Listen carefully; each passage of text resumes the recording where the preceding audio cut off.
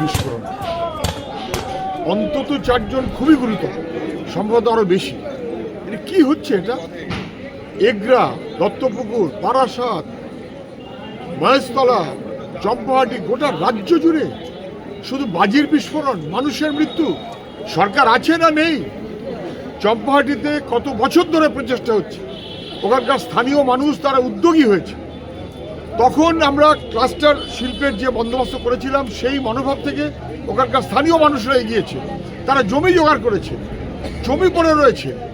সরকারের কথা ছিল ওখানে দমকল করবে, না করেছে ফায়ার ব্রিগেড, জমিটা ফেলে রেখেছে, একটা ইট পর্যন্ত গাঁথেনি, একটা কেমিক্যালের সেন্ট্রাল একটা ব্যবস্থাপনা হবে, তার কিছু ব্যবস্থা করেনি, কিচ্ছু করেনি।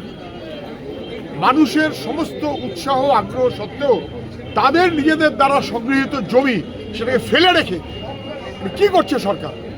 মানুষের জীবন নিয়ে ছিনিমিনি খেলছে, মানুষের জীবিকা নিয়ে ছিনিমিনি খেলছে।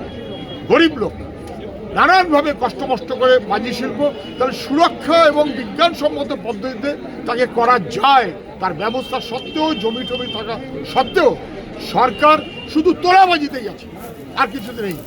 অবিলম্বে দ্রুত কয়েক বছর পিছিয়ে গেছে, অপরাধ স্বীকার করে সরকার তার ব্যবস্থাগুলো করুক। এটা হচ্ছে, এটা হতে পারে না। মানুষের জীবন নিয়ে ছিনিমিনি খেলা হচ্ছে, খুবই দুর্ভাগ্য। আমি আশা করি অন্তত মানুষগুলো সুস্থ থাকুক। আর কি বলবো, অপদার্থ সরকার। কি হয়েছিল আমরা তো বলতে পারবো না, আমরা তো স্পটে ছিলাম না। আমরা একটা আওয়াজ পাই, আওয়াজ পেয়ে আমরা খোঁজাখুঁজি করি কোথায় কি ব্যাপার। তারপর আমরা এসে দেখি এখানেই ঘটনাটা ঘটেছে।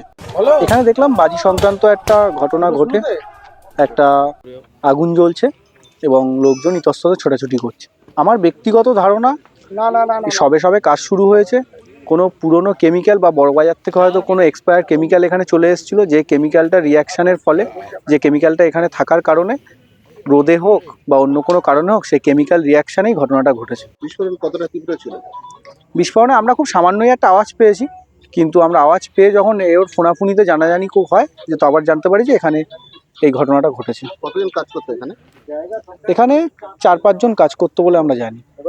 লাইসেন্স ছিল এদের? হ্যাঁ, এরা প্রত্যেকেই বৈধ ব্যবসায়ী এবং এদের গ্রিন ক্র্যাকার্সের লাইসেন্স আছে।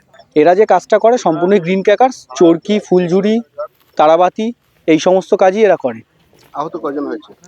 2 জন সামান্য আহত হয়েছে, তাদেরকে ইতিমধ্যেই বেসরকারি নার্সিংহোমে ভর্তি করার ব্যবস্থা করা হয়েছে এবং 2 জন ইতস্তত ছোটাছুটিতে পড়ে গিয়ে সামান্য কাটাকুটি বা সামান্য চোট লেগেছে। 4 জনের নাম জানা গেছে? না, 4 জনের নাম বলতে পারবো না।